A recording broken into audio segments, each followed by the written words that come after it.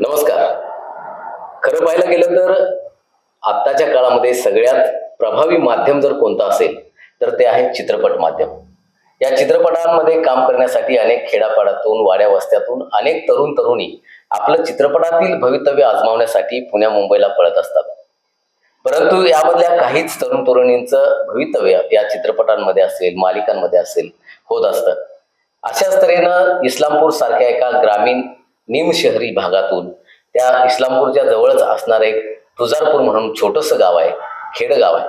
आणि या खेडेगावामधून आलेला एक तरुण आता चित्रपट सृष्टीमध्ये आपलं बस्तान बसवतोय आणि चांगल्या तऱ्हेची भूमिका, चांगल्या तऱ्हेची ऍक्टिंग, ज्याला आपण चांगल्या तऱ्हेचा अभिनय म्हणू अशा तऱ्हेच्या अस्सल अभिनय, अस्सल ग्रामीण अभिनय आणि खालच्या पातळीतून आलेला जो नाटकांमधून, एकांकिकांमधून, राज्यनाट्य स्पर्धांमधून आलेला जो बाज आहे, जो अभिनयाचा बाज आहे, तो खरा अस्सल बाज असतो. आणि तो बाज घेऊन, ग्रामीण बाज घेऊन आलेला एक तरुण कलाकार आपल्या बरोबर सध्या आहे, सत्यापा मोरे.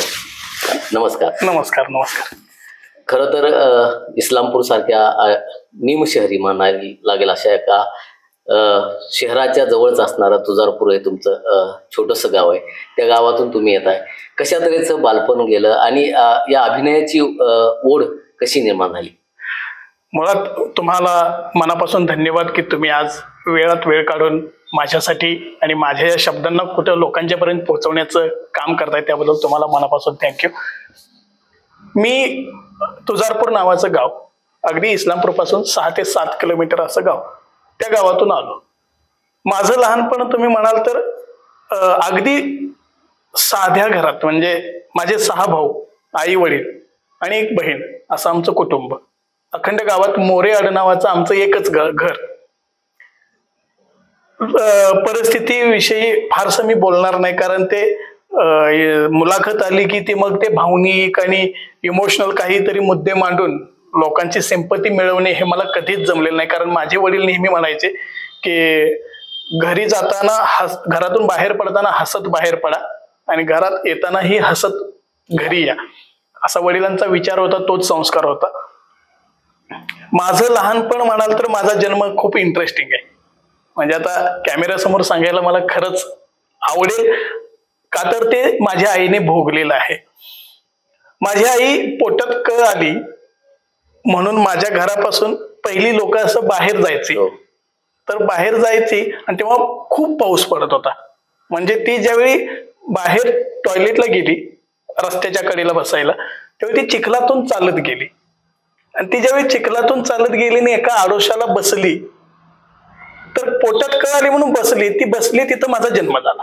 अरे, म्हणजे ती खाली बसायला, तर ती पोटातील कळ त्यासाठी नव्हती, ती माझ्या जन्माची होती. ती खाली बसली आणि तिथं माझा जन्म झाला. आणि मी त्या डबक्यातील पाणी आणि चिखल असं जे असतं त्याच्यामध्ये पडलो. आईने ते पटकन मला उचललं. तिथं छोटंसं डबकं होतं, त्या डबक्याने मला खळखळ धुतलं आणि आपल्या पदरात घेतलं आणि घरी आली. आणि घरी आल्यानंतर घरातही सगळं पाणी, चिखल. मग आता मला ठेवायचं कुठं, तर तिने काही कपड्यांमध्ये, काही एक रग होती आमची, ब्लँकेट, तर त्याच्यात मला गुंडाळून गरम गरम चुलीवरती ठेवलं. म्हणजे चुलीच्या बाजूला जो राहिलेला भाग असतो त्याच्यावरती थोडीशी ऊब मिळावी म्हणून. आणि नेमकं 2-3 दिवसांनी एक लाला कासार म्हणून इस्लामपूरचे होते, त्यात आहेत की नाहीत मला माहित नाहीये, तर ते माझ्या घरी आले. कोणीतरी एका आमच्या शेजारच्या काकूने सांगितलं, त्यांना आम्ही खिसा काकू म्हणायचो, बाबर आडनाव त्यांचं. तर त्यांनी सांगितलं त्या बिचारीला जाऊन 4 काकणं तरी भर, कारण ती आत्ताच बाळंतीण झाली. तर माझ्या आईला काकणं भरायला तो कासार आला आणि मी कुठेच माझा रडण्याचा किंवा हसण्याचा भास त्याला होत नव्हता, किंबहुना मी दिसत नव्हतो. त्यावेळी तो म्हणाला की मुलगा होता की मुलगी होती. तर आई म्हणाली मुलगा आहे.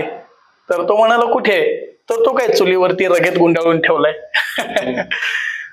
तर तेव्हा त्या लाला कासार या व्यक्तीला प्रचंड वाईट वाटलं की मी काय विचार केला. त्यांना असं वाटलं होतं मी निघून गेलोय. तर त्यांनी स्वतःच्या चेहऱ्यावरती 2 माफीचे 2 कानपटीत मारून घेतल्या आणि माझ्या आईला म्हणाले की हा पोरगा तुझं एक दिवस खूप मोठं नाव करेल. हे मला आई आजही सांगते, तेव्हाही सांगायची. किंवा 4 आजूबाजूच्या आया बाया आल्या तरी त्यांनाही माझी आई तेच सांगायची. तर तिथून माझा प्रवास. आणि मग वडील वारकरी संप्रदायातले. वडील माझे प्रचंड हुशार, म्हणजे 5 भाषा त्यांना खूप सुंदर अशा चांगल्या लिहिता वाचता येत होत्या. त्यांचं ज्ञान प्रचंड होतं. माझे वडील तेव्हाची जुनी मॅट्रिक जे आपण म्हणतो ते शिकलेले. आई अशिक्षित. आईने कधीही म्हणजे तिला काहीच वाचता येत नाही, काही नाही. आणि तो प्रवास सुरू झाला. माझे मोठे भाऊ चांगले शिक्षणात. अखंड गावामध्ये आमची वाहवा ह्या गोष्टीसाठी व्हायची की या गरीब कुटुंबातली ही मुलं आहेत आणि शिक्षणात किती पुढे आहेत. तर आमच्यावरून काही टोमणे त्या मुलांना घरातले द्यायचे. तर असा प्रवास होता. आणि मोठे भाऊ चांगले शिकतायत तर त्यांचं अनुकरण ऑब्व्हियसली आम्ही सगळे करत होतो. आणि हा प्रवास सुरू होता. आणि मग शाळेत असताना कोणी स्टेजवरती गेलं, कोणी गाणं म्हटलं, कोणी भाषण केलं की मला ते अट्रॅक्शन होतं त्या बाबतीत. की मला असं वाटायचं मीही स्टेजवर जावं, मीही गाणं म्हणावं, मी पण एखादं वक्तृत्व करावं. आणि धाडस करून मी इयत्ता 2रीला असताना पहिल्यांदा बलसागर भारत हो विश्वात शोभूनी राहो हे साने गुरुजींचं पहिलं गीत मी स्टेजवरती गायलं. आणि त्या गीताला मला आमच्या गावचे त्यावेळेचे सोसायटीचे चेअरमन विलास पाटील म्हणून होते. तर त्यांनी मला 75 पैसे दिले, म्हणजे 50 पैसे आणि 25 पैसे असं 2 नाणी माझ्या हातात दिले. आणि मला ते खूप भारावून होतं. म्हणजे तेव्हा तुम्हाला आठवतच असेल की 10 पैसे 5 पैसे आपल्या वेळी चालायचे. तर 75 पैसे म्हणजे माझ्यासाठी खूप होतं. मी आणि माझे 2 भाऊ आम्ही 3 जण 4 दिवस त्यातला खाऊ खात होतो. तर मग असं वाटायला लागलं की स्टेजवर चांगलं गाणं म्हटलं किंवा भाषण केलं की पैसे मिळतात. मग सुरू झालं. जिथं जिथं संधी मिळेल तिथं तिथं पुढे जात. पण प्रत्येक वेळी काही पैसे मिळालेच नाहीत. ते 15 ऑगस्ट किंवा प्रजासत्ताक दिन आपलं 26 जानेवारीला मिळायचं. तो प्रवास सुरू होता. मग 1ली ते 4थी शाळेत शिकलो, प्राथमिक जिल्हा परिषदला. आणि 5वी ते 7वी मी इस्लामपूरला आचार्य जावडेकर गुरुकुल इस्लामपूर त्या शाळेत मी ऍडमिशन घेतलं. आणि एक शाळेत असताना लहानपणी किस्सा घडला होता, त्यामुळं मला ते गाव सोडावंसं वाटलं. आणि मी स्वतःहून इथं इस्लामपूरमध्ये ऍडमिशन घेतलं. माझ्यासोबत कोणीही नव्हतं. मग एक ट्रंक घेतली, 2 चड्ड्या घेतल्या, 1 शर्ट घेतला आणि मुख्याध्यापकांसमोर उभा राहिलो. म्हणालं सर मला ऍडमिशन पाहिजे इथं. तर काही पैसे नसताना त्यांनी ऍडमिशन दिलं. आणि तिथून माझ्या शिक्षणाचा खरा प्रवास सुरू झाला. मी शाळेत खूप हुशार होतो. आणि मी जावडेकर हायस्कूलला असताना वक्तृत्व स्पर्धा केली. तर त्या वक्तृत्व स्पर्धेमध्ये मला बक्षीस मिळालं जिल्हास्तरीयमध्ये. आणि तिथं मला 50 रुपयांचं बक्षीस मिळालं. आणि 50 रुपये म्हणजे माझ्यासाठी तेव्हा खूप होते. आणि ते 50 रुपये मग सगळ्या अखंड वसतिगृहात असं झालं की सत्याप्पा मोरेला 50 रुपये मिळाले. आणि तो प्रवास मग सुरू झाला. मग मला असं वाटायला लागलं की आपल्या शिक्षणाचा खर्च वह्या पुस्तकांचा कपड्यांचा जर भागवायचा असेल तर आपल्याला उत्तम भाषण केलं पाहिजे, चांगली गाणी म्हटली पाहिजेत की जेणेकरून त्यातून पैसे मिळतील आणि आपण आपल्या शिक्षणाचा खर्च करू. तर तो तसा प्रवास सुरू केला. मग त्या काळात मी काय करायचो की केळाची भट्टी असायची. माझं वजन मुळात 23-24 किलो. खाण्यापिण्याचे वांदे. तर मी तो केळाचा घड उचलायचा, तो नेऊन ठेवायचा. त्यातून आम्हाला 2 रुपये 2.5 रुपये मिळायचे. कुठे शेंगा फोडायला जा तिथं 1 रुपया मिळायचा. आणि हे 50 रुपये वगैरे हे तफावत जेव्हा माझ्या लक्षात यायला लागली तेव्हा मी कलेकडं पूर्णपणे वाहून घेतलं. आणि 5वी ते 7वी तिथं शिक्षण झालं.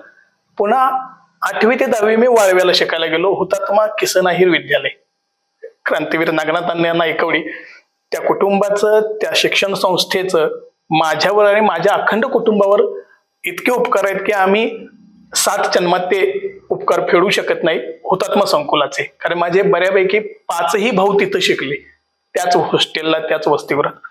आणि तिथं पण मी वक्तृत्व करायला लागलो. तर तिथं वक्तृत्व करत असताना मला राज्यस्तरीय वक्तृत्व स्पर्धेत एक बक्षीस मिळालं, 1ल्या क्रमांकाचं विट्यामध्ये. तेव्हा मला 300 रुपये मिळाले. आणि MG ताकवले आपले शिवाजी विद्यापीठाचे कुलगुरू होते, त्यांच्या हस्ते बक्षीस. आणि कुलगुरूंच्या हस्ते बक्षीस मिळतंय, 300 रुपये मिळत आहेत. एक प्रकारे ते माझ्यासाठी गरज पण होती आणि व्यसन पण झालं, की वक्तृत्व करा, गाणी म्हणा, त्यातून पैसे मिळवा आणि स्वतःचे चैनी असं नाही पण स्वतःच्या गरजा भागवा, इथपर्यंत सुरू झालं. आणि पण हे करत असताना, शिक्षणात असताना सुद्धा माझं थोडंसं गणित कच्चं होतं. आणि मी कर्मधर्म संयोग म्हणू की काय मला माहित नाही, कदाचित त्याच्यामुळं हे आता दिसतोय मी 10वीला नापास झालो, कारण मला डॉक्टर व्हायचं होतं.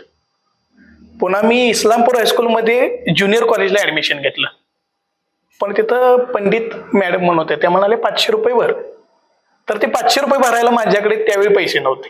मग मी काय केलं की म्हटलं, मी खोटं बोललो की माझ्या चुलत्यांकडे मी शिकायला निघालो, माझा दाखला वगैरे द्या. आणि ऑगस्टमध्ये जाऊन मी कर्मवीर भाऊराव पाटील कॉलेजवरून इस्लामपूरला 11वी आर्ट्सला मी ऍडमिशन घेतलं.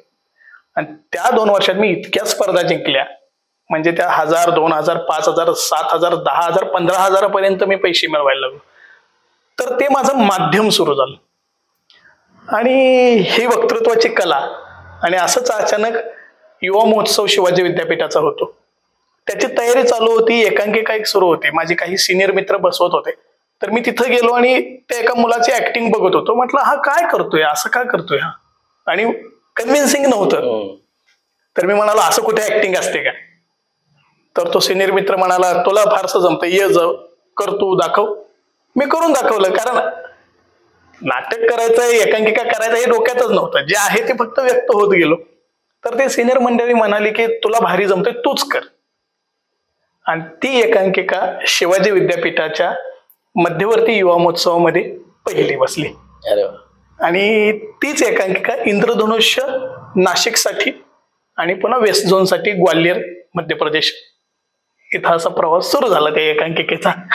सुरुवातीच्या काळामध्ये मला पैसे मिळतात म्हणून मला वक्तृत्व केलं पाहिजे किंवा मला गाणं म्हटलं पाहिजे, हा जो उद्देश होता तो नंतरच्या काळामध्ये मावळत गेला का? कारण त्याच्यानंतर अभिनय काय असतो, कला काय असते, स्टेज काय असतं, याची एक वेगळी धुंदी येत असते. मग त्या धुंदीमध्ये हा उद्देश थोडा पाठीमाग पडला असं वाटतंय. हा, हे मात्र निश्चित आहे. म्हणजे तुम्ही म्हणताय त्यात अगदी खरं आहे ते. ज्यावेळी मी एकांकिका आणि नाटक करायला लागलो त्यावेळी ते माध्यम उगीच 5 मिनिटं भाषण केलंय, 7 मिनिटं परफॉर्मन्स केलाय आणि चला आता 5000 रुपयाचं बक्षीस घेतलं असं नाहीच आहे. त्याची प्रोसेस आहे. त्या प्रोसेसमध्ये मी एक महिना अडकायला लागलो. आणि ते प्रोसेस अशी होती की तुम्ही त्यातला एकही दिवस किंवा एकही तास बाजूला गेला की पुन्हा 4 दिवस तुम्ही पाठीमागे जाता. त्यामुळे त्या प्रोसेसमध्ये राहण्यामुळं मला पैसे, खाणं पिणं, कुटुंब, घरचे लोक या गोष्टींची आठवण येईना. आणि ते व्यसन म्हणू की काय मला माहित नाही, वेड म्हणू आपण त्याला, ते वेड सुरू झालं माझं. आणि मग ती एकांकिका, मग ते खाली लोक टाळ्या वाजवतायत, तो कॉस्ट्युम येतो, ती लाईट पडते, तो एक वेगळा ऑरा क्रिएट होत होता. आणि नट म्हणून मला ते असं खूप काही आतून फील होत होतं. मी म्हटलं हे माध्यम माझ्यासाठी खरं असेल. मग मी first year, second year, third year असं 3 वर्ष शिवाजी विद्यापीठामध्ये अखंड एकांकिका माझ्या पहिली दुसरी अशी बसत होती. 2011 साली पुरुषोत्तम करंडक म्हणून होता, तर तो करंडक मी केला. आणि तो करंडक माझा पहिल्या वर्षी पहिला बसला. तिथं मला यशवंत दत्त करंडक पुरुष अभिनयाचं पारितोषिक मिळालं. आणि तिथून पुढे 4 वर्ष 2011, 12, 13 आणि 14. तर 12 साली प्राथमिक मधून आम्ही बाहेर गेलो, पण 11, 13 आणि 14 हे 3 वर्ष मात्र आम्ही महाअंतिमला गेलो आणि पुरुषोत्तम करंडक घेतला. तिथं मोठमोठे लोक यायचे. मोठमोठे लोक म्हणजे ज्यांनी अभिनयाची दुनिया अखंड आसमात गाजवलेली आहे अशी लोक तिथे यायची. त्यांना बघून कॉन्फिडन्स वाढायला लागला. म्हणजे नाटक तर करतोयच, पण जी मोठ्या लोकांना बघून जी एक भीती आपल्या मनात असते ती तिथं कमी व्हायला लागली, ती पुरुषोत्तम करंडकामुळे. आणि विराट मडके नावाचा माझा एक मित्र आहे, त्याचे माझ्यावरती खूप उपकार आहेत. त्याचे असं गंमत आहे, त्याने कोल्हापूरमध्ये पुष्कराज जाधव फाउंडेशननी एक वर्कशॉप आयोजित केलं होतं, अभिनयाचा वर्कशॉप. त्या वर्कशॉपमध्ये मी 2 दिवस गेलो होतो. श्रेयश मोहिती म्हणून माझा मित्र आहे, त्याने मला फोन केला की तू ये इथं काही करून. तर गेलो, श्रेयसच्या घरीच 2 दिवस राहिलो. आणि ते वर्कशॉप करत असताना तिथंही मी स्पेशलच दिसायला लागलो. मला 2 गोष्टी माझ्यासाठी फार महत्वाच्या होत्या. माझं नाव एक युनिक आहे, सत्यप्पा, की पटकन लक्षात राहण्यासारखं आहे. आणि दुसरी गोष्ट अशी की मी जे करायचो जेन्युनली करायचो, उगीच ढोंगी पाखंडी असं काही नसायचं माझ्या अभिनय दुनियेतला. तर तिथंही मी स्पेशल वाटायला लागलो.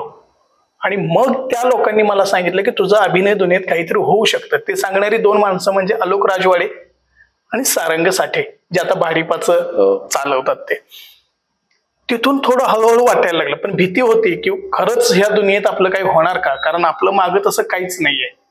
मग मी बाजूला MPSC करायला लागलो, पोलीस भरती करायला लागलो. त्यातही मी चांगला म्हणजे अतिउत्तम चांगला अभ्यास करायचो. आणि खरं सांगतो, मी जर का ते कंटिन्यू केलं असतं तर आज मी एक अधिकारी म्हणून पोस्टवरती बसलो असतो. पण MPSCचा अभ्यास करताना माझं असं मन नेहमी अभिनयाकडे खेचलं जायचं. म्हणजे एखादा जर का 1857चा इतिहास वाचायला लागलो तर त्यातले कॅरेक्टर मला नट म्हणून ऍक्टर म्हणून असं व्हायला लागलं ते. मग मायाप्पा पाटील म्हणून एक तिथं अकॅडमीला इन्चार्ज होते, ते म्हणाले सत्याप्पा तुझा जन्म, म्हणजे त्यांचं नाव मायाप्पा, माझं नाव सत्याप्पा. ते म्हणाले की सत्याप्पा तुझा जन्म नट म्हणून झालाय, तू ही MPSC वगैरे बंद कर. तोपर्यंत माझं BEd झालं होतं, MA कम्प्लीट झालं होतं. आणि 2013 साली मी पूर्णपणे ठरवलं की आता कुठेही नोकरी करायची नाही, कुठेही नोकरीसाठी अर्ज करायचा नाही, कोणाला नोकरी मागायची नाही, अभिनय करायचा. पण त्याच्या आधी 2 माणसांची वाक्य फार महत्वाची आहेत. एक माजी प्राचार्य विश्वास सायनाकर सर आणि प्राध्यापक LD पाटील सर. मी असंच सहज सरांना बोललो, सर काय करू मला कळत नाहीये. तर LD पाटील सर म्हणाले की जर जळालास तर तुझी राख होईल, आणि जर जळून त्यातून पेटून उठलास तर सोन्यासारखा चमकशील. आता त्यांचं वाक्य कितपत खरं ठरतं हे तुम्हीच सांगू शकता आणि आता लोक सांगतील. तर त्या एका वाक्याने मी पेटून उठलो आणि ही अभिनय दुनिया सुरू केली. आणि मग पुरुषोत्तम करंडक झाला, कॉलेज संपलं. मग आता पुढं काय, तर मी पुढं पुण्याला गेलो शिकायला चांगल्या लोकांकडे. मग प्रदीप वैद्यांना मी जाऊन भेटलो, त्यांचं कराना राया क्रांती नावाचं नाटक केलं. ते नाटक आपले अर्थक्रांतीचे प्रणेते अनिल बोकील यांच्या कॉन्सेप्टवरती, ज्याच्यावरती नोटबंदी झाली, तो नाटकाचा प्रवास सुरू होता. पुण्यातलं पहिलं माझं नाटक कराना राया क्रांती. रेखाचं तुम्हाला म्हणाल तर कसं झालं, रेखा ही शॉर्ट फिल्म ऑलरेडी शूट झाली होती. म्हणजे एका नटाला घेऊन आणि एका मुलीला घेऊन ती शूट झाली होती. रवी जाधव आपले नटरंग आणि टाइमपासचे प्रोड्युसर डिरेक्टर, त्यांनी ती प्रोड्यूस केली होती. तर त्यांनी ती शॉर्ट फिल्म बघितली आणि ते म्हटले मला हे ऍक्टरच पसंत नाहीत, तर हे पुन्हा शूट कर असं डिरेक्टरनं सांगितलं. त्यावेळी शेखर रणखांबे माझ्याकडे आले आणि मला म्हणाले की सत्याप्पा सर, हे आपण शॉर्ट फिल्म पुन्हा रिशूट करतोय आणि यात तुम्ही काम करावं. तर मला ते बाकीचे सगळे प्रॉब्लेम्स त्यांनी सांगितले. मी म्हटलं ठीक आहे करतो, पण त्यांचं बजेट हल्लं होतं कारण ऑलरेडी ती शूट झाली होती. तर नंतर शूट करायचं म्हटलं की पैसे उपलब्ध करावे लागतील. तर मला म्हणाले पैसे किती घेणार. मी म्हटलं पैसे मी शेवटच्या दिवशी सांगतो. आणि मग मी शूटिंग सुरू केलं. ते समोरचे सगळे ऍक्टर नॉन ऍक्टर, एक 3-4 ऍक्टर होते बऱ्यापैकी ज्यांनी अभिनय दुनियेत काम केलं होतं, पण मला जिच्यासोबत काम करायचं होतं ती नॉन ऍक्टर. आणि तुमची खरी कसब तिथं लागते ना, की जर का तंत्र आणि ट्रेंड ऍक्टर घेतलेला नट नसेल तर त्याच्यासोबत काम कसं करणार तुम्ही. तर मला तिथं माझी तंत्र वेगळ्या पद्धतीनं वापरून, म्हणजे तिच्यानुसार अभिनय करत तिला मर्ज करणं हे माझ्यासाठी आव्हानात्मक होतं. आणि ते मी करत गेलो आणि जितकं होता होईल तितकं उत्तमरित्या काम करण्यासाठी मी प्रयत्न केला. तिला संधी दिली, कारण मुळात सिनेमा तिच्यावरती बसलाय.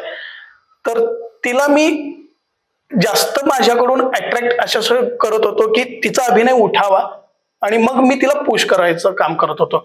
आणि खरं सांगतो ती प्रोसेस माझ्यासाठी फार महत्वाची होती, कारण नॉन ऍक्टर समोर काम करणं हे खरंच आव्हानात्मक असतं. ती माझ्यासाठी चांगली गोष्ट होती, त्यातून मला काही गोष्टी शिकायला मिळाल्या. ते झालं आणि सगळं शूटिंग वगैरे संपलं. माझा शेवटचा सीन होता, त्या पोरीने माझे केस तोडले, मला लाता घातल्या, माझ्या कानपटीत मारली आणि ते सगळे जेन्युइनली म्हणजे खरं खरं मारत होते, रिअलिस्टिक होतं सगळं. मग ते केस वगैरे तुटले होते, ह्या सगळ्या पेनमध्ये मी होतोच. तर शूट संपलं, मी तिथेच बाजूला जाऊन एका ठिकाणी आंघोळ केली आणि आंघोळ केल्यानंतर मी गाडीत बसलो आणि म्हणालो की चला निघतो मी. तर ते डिरेक्टर आणि मला म्हणाले की आता पैसे किती घेणार.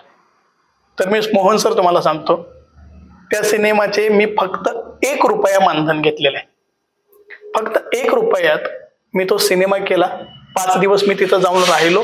त्याचा खर्च मीच स्वतः केला. तिथं लॉजिंग मीच केलं. तिथं खाणं पिणं, माझ्यासोबत 2 मुलं होती, त्यांचं खाणं पिणं सगळं मी केलं. फक्त 1 रुपयात रेखा नावाचा सिनेमा केला आणि त्याला नॅशनल मिळाला. असा एक रेखाचा प्रवास होता. आता हा जो सगळा पाठीमागचा जो प्रवास बघितला तर खूप खडतर आणि संघर्षाचा राहिलेला आहे. कारण घरची परिस्थिती तशी बेताचीच आहे. शिक्षणासाठी वेगवेगळ्या शिक्षण संस्थांमध्ये गेलात, वेगवेगळ्या संस्थांमध्ये राहिलात, तिथे हॉस्टेलमध्ये राहिलात आणि शिक्षण आणि अभिनय हे दोन्ही समान पातळीवरती चालू होतं. बरोबर. बीएड झालं, MA BEd केला, त्याच्यानंतर MPSC ची तयारी काही काळ केली. परंतु तरी सुद्धा या सर्व शिक्षणावर म्हणा किंवा MPSCच्या तयारीवर ही जो अभिनयाची जी धुंदी आहे ती हवी झाली का? झाली, निश्चित रूपानं झाली. कारण कॉलेजमध्ये मी आणि माझा एक मित्र होता, तर सगळी मुलं फुल पॅन्ट आणि शर्ट वगैरे छान असायचे. मात्र आमचं आयुष्य फक्त कॉलेजमध्ये आणि ऍक्टिंग मध्ये आणि त्या कल्चरल रूम मध्येच जायचं. आम्ही कधीही लेक्चरला बसलो नाही, खरं सांगतो प्रामाणिकपणे. पण जर कोणी ऐकत असेल तर मी त्यांना सांगतो की शिक्षण हे फार महत्वाची गोष्ट आहे. शिक्षणाशिवाय काहीच नाही. आम्ही लेक्चरला बसायचो नाही. आम्हाला फक्त ऍक्टिंग, कुठं स्पर्धा आहे, कुठं अभिनय करता येईल, कुठं नाटक करता येईल, कुठे एकपात्रे करता येईल, या गोष्टीने आम्ही दोघं म्हणजे अगदी वेडावून गेलो होतो. मग आम्ही पुरुषोत्तम जिंकल्यानंतर एक वाक्य लिहिलं होतं, ध्यास आणि श्वास फक्त नाटक. तर ते वेड लागलं होतं आणि ते शिक्षणावरती परिणाम झाला. याचा अर्थ मी कॉलेजमधल्या पेपर्समध्ये मार्क्स पण चांगले पाडायचे, कारण माझे स्क्रिप्ट वाचन किंवा नाटकातल्या काही प्रोसेसमुळे, संहिता वाचनामुळे ते संहिता कशी लक्षात ठेवायची ह्या काही एक्सरसाइज आमच्या त्या दरम्यान झाल्या होत्या. त्यामुळं पुस्तक वाचत असताना नेमकं काय त्यातलं वाचायचं ह्याचंही प्रॅक्टिस नाटकामुळे ते झालं होतं. आणि त्यामुळं परीक्षेला बसल्यानंतर त्याचे मार्क्स चांगलेच पडायचे, कारण अभ्यास चांगला व्हायचा. अगदी शेवटचे 15-20 दिवस करायचो, पण ते पण नाटकासारखंच करायचं. म्हणजे ते पुस्तक म्हणजे संहिता असं समजायचं. आणि त्या पुस्तकातलं प्रत्येक वाक्य, त्यात एखादी नट किंवा एखादी ऍक्ट्रेस माझ्याशी बोलते हा फील करून मी ते वाचन करायचो. त्याचा परिणाम मला परीक्षेमध्ये किंवा जे काही कॉलेज जीवनात पासिंगसाठी व्हायला पाहिजे, पासिंगच म्हणेन मी डिस्टिंक्शन मध्ये नाही आलो, पण पासिंग पुरतं तर होतं. ते महाविद्यालयीन शिक्षण असेल किंवा इतर शिक्षण करता पूर्ण झाल्यानंतर अनेक ज्या महाराष्ट्रामध्ये पुरुषोत्तम करंडक ही महाराष्ट्रातली खूप मोठी एकांकिका स्पर्धा अजूनपर्यंत चालू आहे. आणि त्याच्यानंतर अनेक राज्यनाट्य स्पर्धा असतील. त्याच्याशिवाय लोककथा 78 नावाचं जे नाटक आहे, खूप म्हणजे सामाजिक प्रबोधन करणारं नाटक आहे. अशा नाटकांचं दिग्दर्शन असेल, एवढा मोठा मॉब तयार करून त्यांना सांगणं किंवा त्यांच्याकडून ते करून घेणं अभिनय, अशा पातळ्यांवरही तुम्ही काम केलेलं आहात. तो अनुभव कसा होता त्यावेळी? 2014 साली पुरुषोत्तम करंडक झाला. 2015 साली मी करानाराया क्रांती केलं. आणि 2016 साली माझा एक विद्यार्थी मित्र होता, तो म्हणाला की सत्याप्पा सर आपण एक ऍक्टिंग वर्कशॉप घेऊया, तुमच्या अभिनयाचं फक्त इथं गायडन्स मिळावं. म्हणून मी सुरू केलं आणि पलूसमध्ये आम्ही ते ऍक्टिंग वर्कशॉप घेतलं. तर त्यावेळी खेड्यापाड्यातून अगदी माझ्यासारखे, माझ्यात आणि त्यांच्यात काहीच फरक नव्हता, अशी एक 35 ते 40 मुलं आली होती. त्यामध्ये 20 मुलं अशी होती, कोणी JCB का चालवतो, कोणी रस्त्यावरती कामाला जातो, कोणी रस्त्याचे डॅम्प उचलतो, कोणी रंगकाम करतो. पण त्या पोरांची इच्छा प्रबळ होती की आम्हाला काहीतरी करायचंय. बरं, त्यांचं शिक्षण पण तसंच, 8वी नापास, 9वी नापास, 10वी पास, कोणी 11वी नापास, 12वी नापास असं. तर ते म्हणाले आम्ही थोडे पैसे गोळा करतो.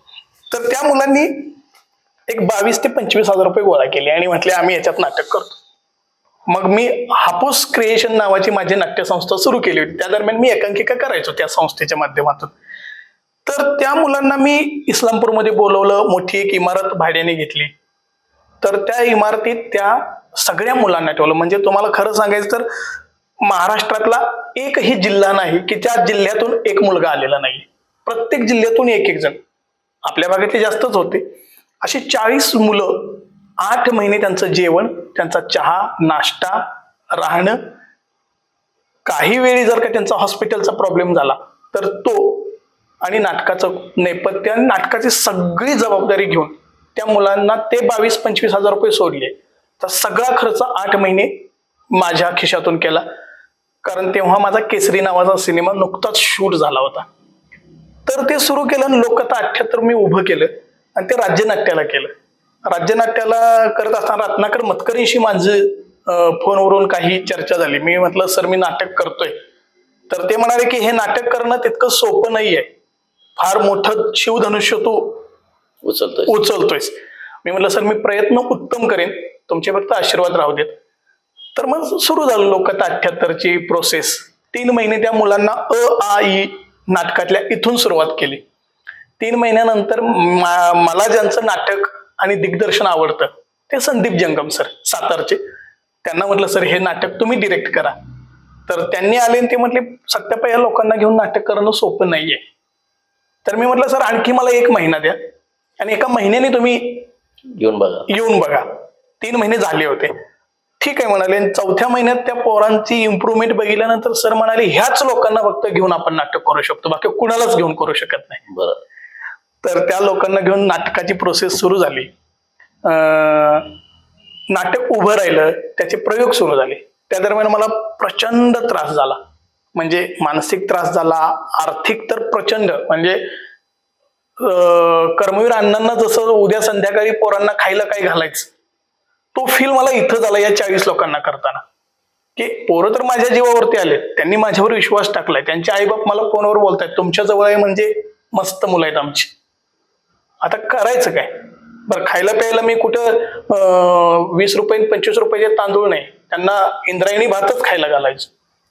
तर दरम्यान मी खूप वेगळ्या पद्धतीने काही पैसे लोकांकडून घेतले आणि ते रिटर्न करत असताना मला जो काही त्रास झालाय तो फक्त मला माहिती आहे आणि माझ्यासोबत एक मुलगा होता त्यालाही माहिती आहे. तर ते वेगळ्या पद्धतीचे पैसे उचलून ते नाटक उभं केलं. त्या नाटकाचे प्रयोग सुरू झाले आणि राज्यनाट्यामध्ये तुम्हाला सांगायला म्हणजे विशेष असं वाटतं की माझं 3च सीन होते. मी त्यातला जगण्या करायचो. नाटकाच्या पहिल्या अंकात माझा मर्डर व्हायचा, त्यानंतर मी नाटकात नसायचो. माझ्याकडे 3च प्रसंग असताना त्या 3ही प्रसंगातच फक्त मला बेस्ट ऍक्टर मिळाला होता. आणि लोककथा 78 या नाटकाने मला खूप ताकद दिली, खूप काही गोष्टी शिकायला मिळाल्या, नाटक म्हणून अखंड एक प्रोसेस मिळाली आणि अभिनय दुनियेत मला आणखी भक्कम करायचं काम त्या लोककथा 78 या नाटकाने केलं. असं वाटतंय का की आता बोलता बोलता विषय आला की अनेक खेड्यापाड्यातली गाव वस्त्यावरची पोरं या लोककथा 78च्या माध्यमातून इथं इस्लामपूरमध्ये एकत्र आली. पुण्या मुंबईच्या कलाकारांपेक्षा किंवा पुण्या मुंबईच्या मुलामुलींपेक्षा गावखेड्यामधून आलेले जे कलाकार आहेत ते अगदी छान काम करतायत आणि तळमळीनं काम करतायत. त्यांच्यामध्ये अभिनय गुण शहरी भागातल्या मुलांपेक्षा जास्त आहेत असं वाटतं. निश्चित, म्हणजे मी या मताशी मी 100% सहमत आहे. म्हणजे जर का माझा सांगली, कोल्हापूर, सातारा किंवा खेड्यापाड्यातून येणारा एखादा नट असेल, त्याच्या कुवतीसमोर पुण्या मुंबईचा नट टिकूच शकत नाही. टेक्निकली पुण्या मुंबईची मुलं पुढे असतील, भाषेच्या स्वच्छतेबाबतीत ते पुढे असतील, नाटकाच्या समज असण्याबद्दल ते पुढे असतील, पण कुवत जी असायला पाहिजे, जे फिजिकली एखाद्या नटात कुवत असायला पाहिजे, ती फक्त नट आपल्यातच करू शकते.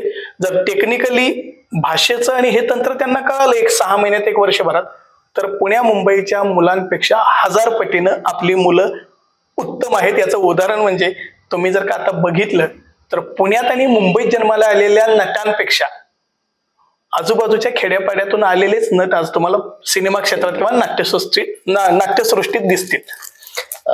असं वाटतंय का की जे पुण्या मुंबईच्या कलाकारांपेक्षा इथले जे कलाकार आहेत ते खूप चांगलं काम करतायत असं, पण भाषा ही जे तुम्ही आता बोलता भाषा शिकली गेली पाहिजे, पण प्रमाण भाषेपेक्षा तुम्ही जी बोली भाषा रोज बोलताय, कारण प्रत्येक 9 मैलावर भाषा बदलत असते असं म्हणतात, पण तो जो लहेजा आहे त्यातल्या भाषेमधला जो रंग आहे, ढंग आहे, त्यातला तो गोडवा आहे, तो महत्वाचा नाही का प्रमाण भाषेपेक्षा?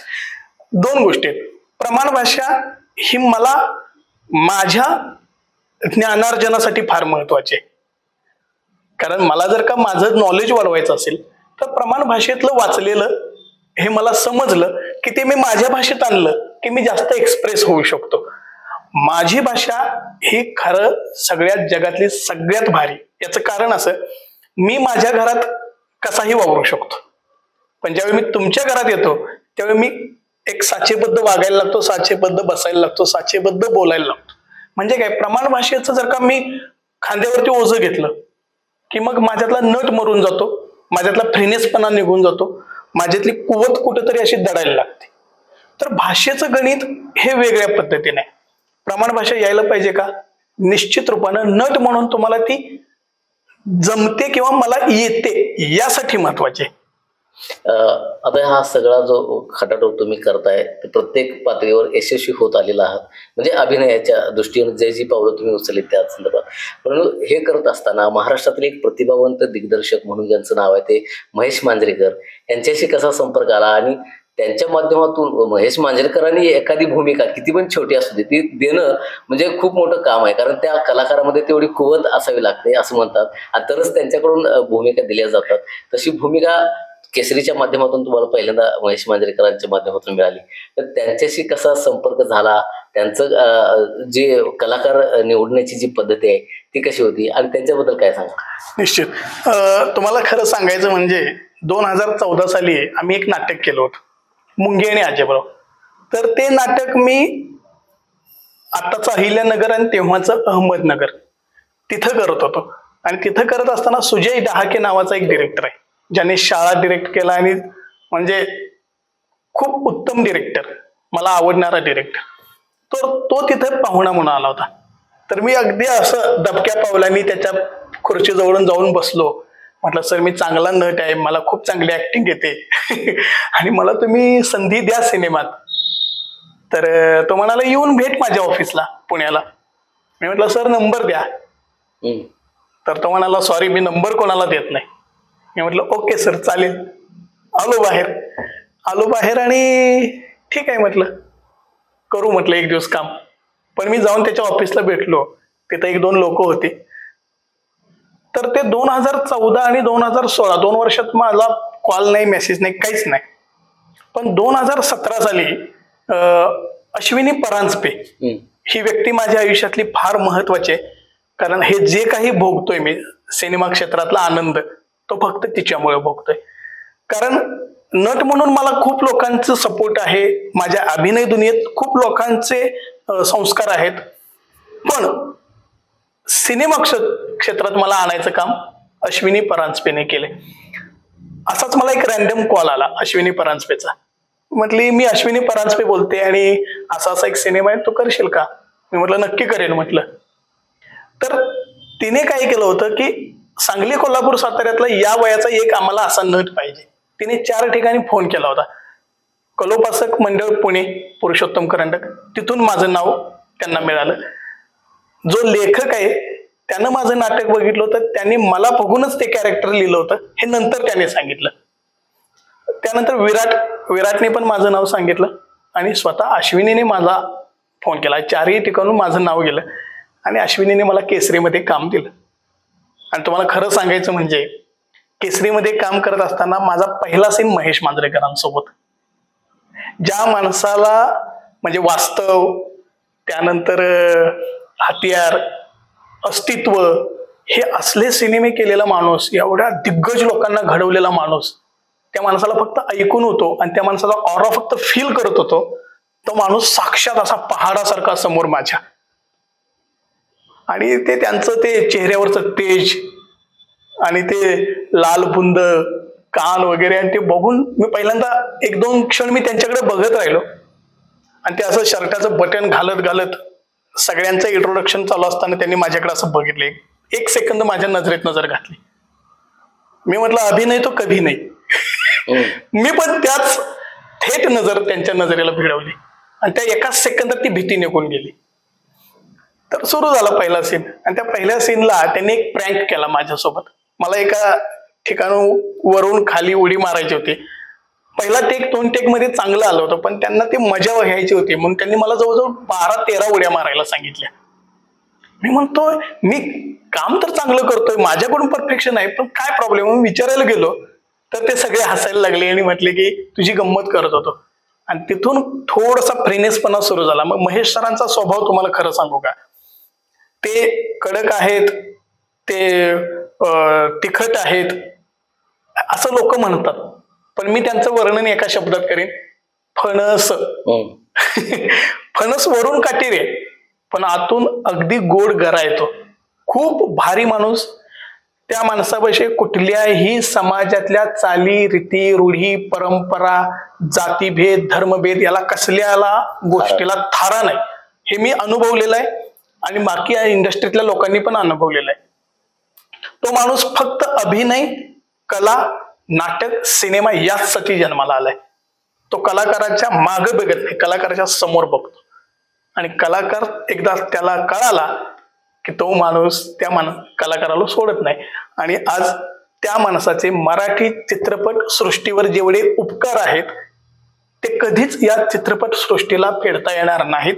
कारण ह्या ज्या दिग्गज लोकांनी मराठी इंडस्ट्री जगवली पण महेश मांजरेकर सरांनी ती टिकवली. कारण जगवणं सोपं आहे पण ते टिकवणं फार अवघड आहे. आणि त्या इंडस्ट्रीला एक ग्लॅमर निर्माण कोणी करून दिला तर तो महेश सरांनी. आणि त्यांच्यासोबत काम करायला मला संधी मिळाली केसरीमध्ये. आणि केसरीच्या वेळी अश्विनी परांजपे, सुजय डहाके डिरेक्टर केसरीचा आणि महेश सर.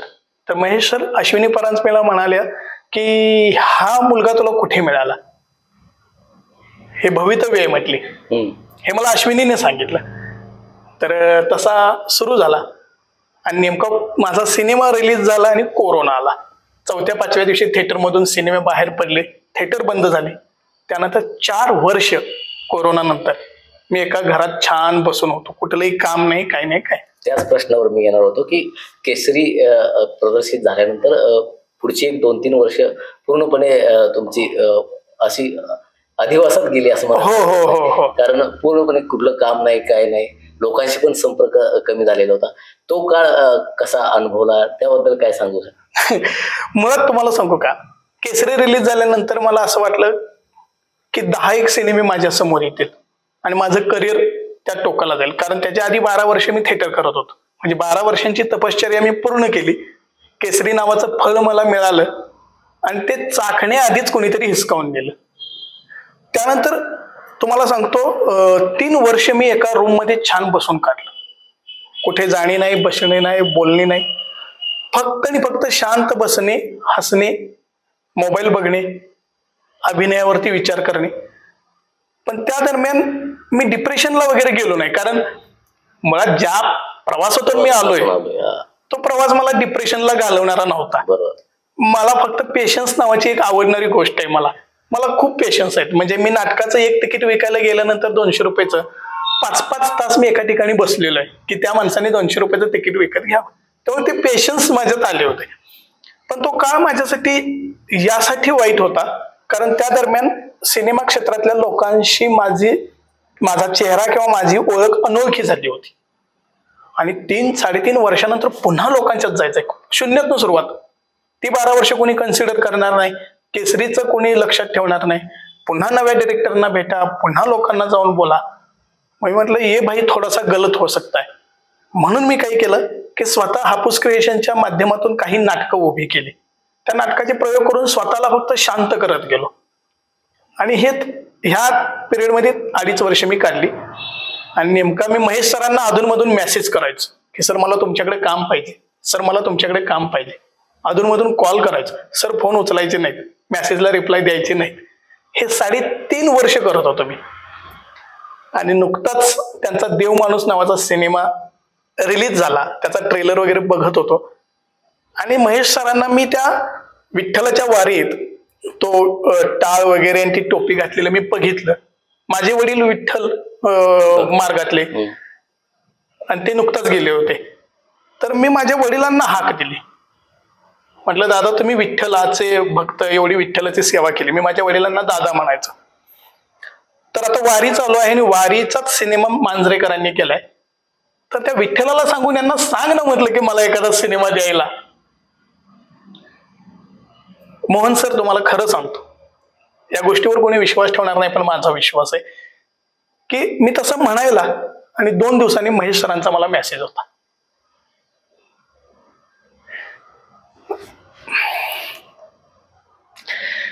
म्हणजे मी माझ्या वडिलांना आठवलं, विठ्ठलाला सांग म्हटलं, विठ्ठलाने महेश सरांच्या कानात सांगावं आणि 2 दिवसांनी मला मेसेज यावा. म्हणजे माझ्या वडिलांनी केलेली 22, 23, 25 वर्षांची विठ्ठल भक्ती ती एका त्या दिवशी उपयोगाला आली. आणि मग मला कॉन्फिडन्स आला की ह्या जगात फक्त विठ्ठल आहे आणि विठ्ठलच सगळ्यांना तारू शकतो. आणि मग मला लक्षात आलं की का लोक एवढ्या संख्येनं जातात त्याला हाक मारायला.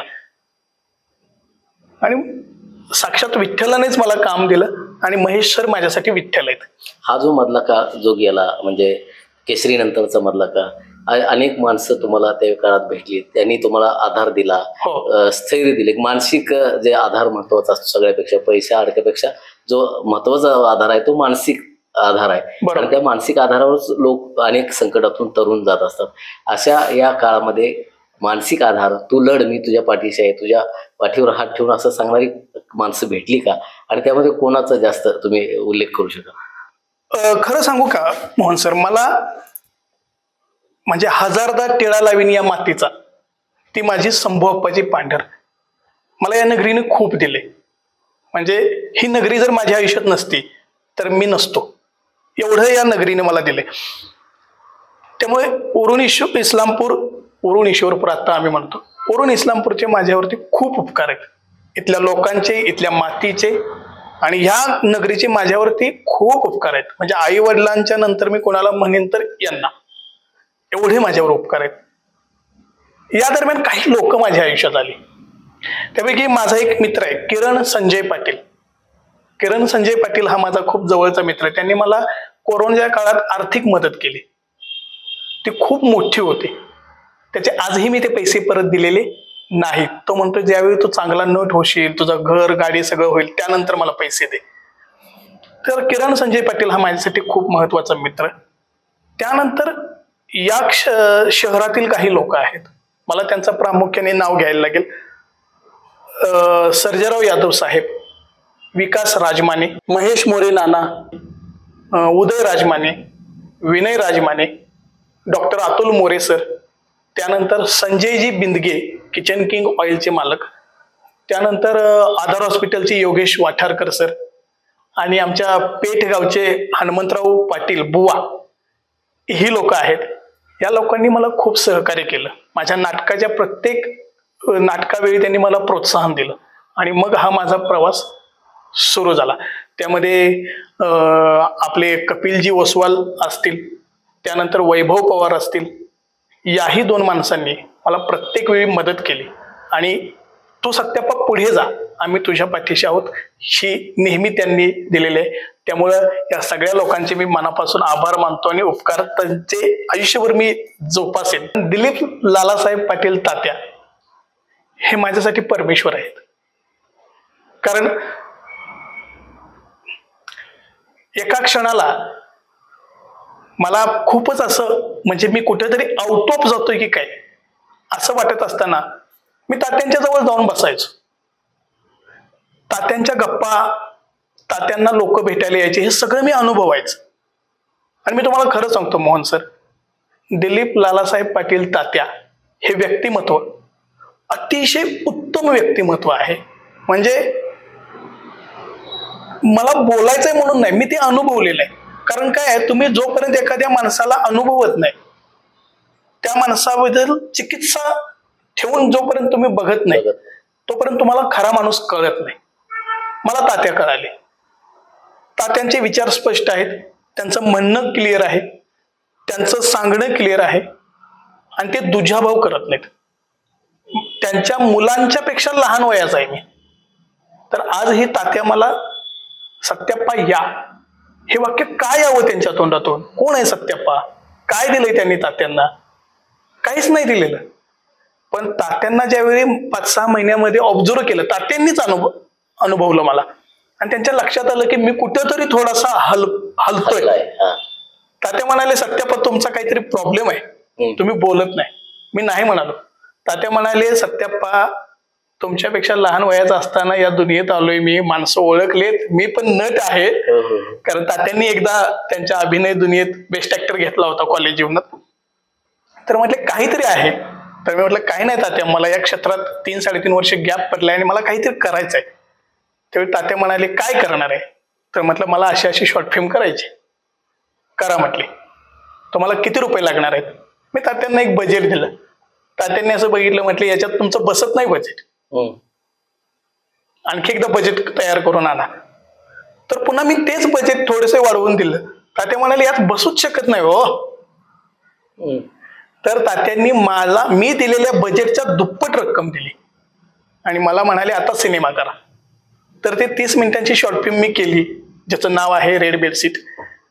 तर तात्यांनी त्या सिनेमाचं बजेट फक्त दिलं नाही, तिथून पुढे वर्षभर हा टिकला पाहिजे, हा जगला पाहिजे, त्याला कुठली अडचण आली नाही पाहिजे, हे तात्यांचं म्हणणं होतं. आणि तो विचार करणारी माणसं फार कमी. तर तात्यांनी सिनेमा प्रोड्यूस केला नाही, तात्यांनी मला प्रोड्यूस केलं पुढच्या 2 वर्षांसाठी, की हा व्यवस्थित राहिला पाहिजे. आणि आजही तात्या मला आपुलकीने विचारपूस करतात. काही अडचण आली तर बिनधास्त सांगा म्हणतात. आणि दिलीप तात्यांच्यामुळे पुन्हा मी शांत झालो. माझ्या पेशन्सना आणखी भक्कम असा आधार मिळाला आणि मग मी सिनेमा केला. आणि तेवढ्यात हा मांजरेकरांचा मेसेज येणं, तात्यांचा अधूनमधून तुम्ही टेन्शन घेऊ नका, काळजी करू नका, आपण 10 सिनेमे काढू. तात्यांच्या शैलीत तात्या म्हणाले त्या प्रत्येक सिनेमात तुम्हाला काम देतो. हा आधार असणं फार महत्वाचं आहे. म्हणजे एका लेवलला तुम्ही आशेवरती जगत असता, ती तुमची स्वतःची असते. पण आशा उत्पन्न करणारा आणखी एक माणूस असेल तर त्याला भक्कमपणे त्याच्याकडे आपण बघू शकतो. वाटतं की एका कलाकाराचं दुःख दुसरा कलाकारच कारण तात्यांचं बोलणं, तात्यांचा जो रांगडा स्वभाव आहे तो खरंच बघायला तर एक कलाकारच त्यांच्यामध्ये लपलेला असं म्हणायला हरकत नाही. त्यांनी तुम्ही सांगितलं की कॉलेज जीवनामध्ये त्यांनी कामही केलेलं आहे, आवड पण घेतलेली आहे अभिनयाची.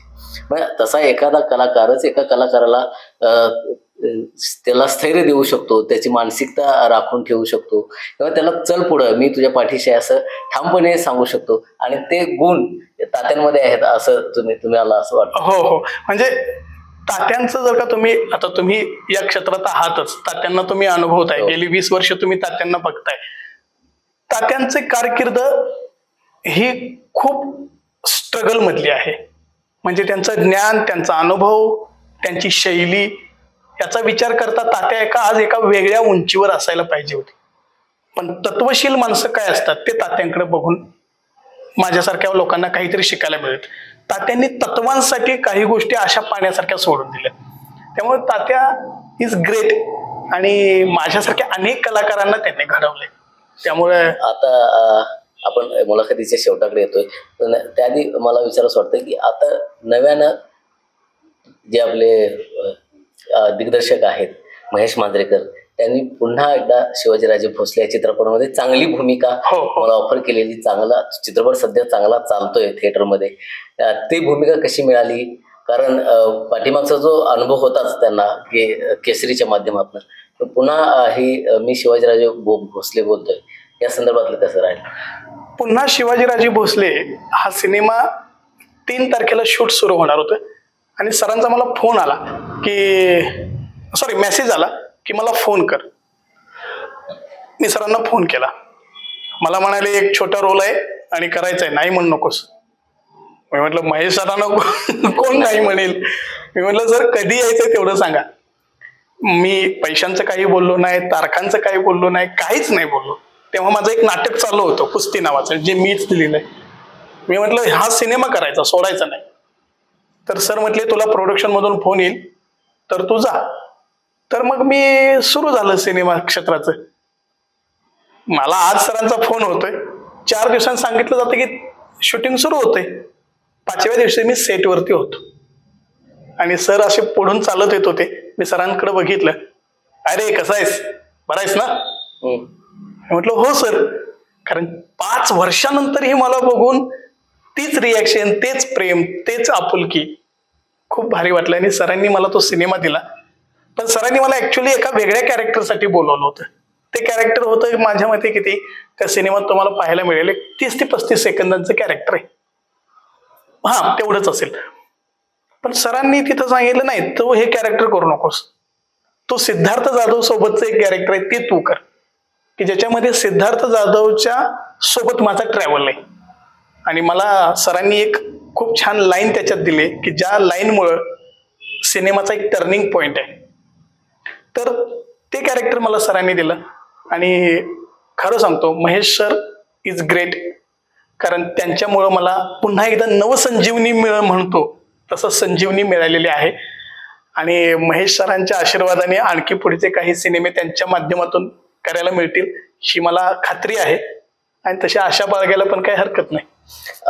इथून पुढचा काळ आता चित्रपटांमध्ये प्रवेश झालेलाच आहे आणि चांगल्या प्रतिभावान दिग्दर्शकाकडनं झालेला आहे. पण इथून पुढचे जे भविष्यामध्ये जी वाटचाल राहणार आहे ती कशा तऱ्हेने राहणार आहे, काय इच्छा आकांक्षा काय आहेत, स्वतः काय प्रोडक्शन करण्याच्या इच्छा आकांक्षा आहेत का, दिग्दर्शन तर तुम्ही चांगलं करतच आहात, तर या माध्यमातून पुढची भूमिका कशी राहणार आहे?